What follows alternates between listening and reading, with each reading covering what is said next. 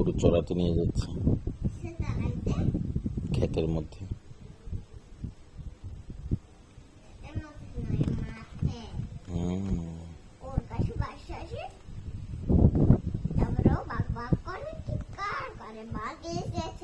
আমার গরু খেয়ে ফেললো, সবাই হাঁপার মাটির লাঠি নিয়ে আসো।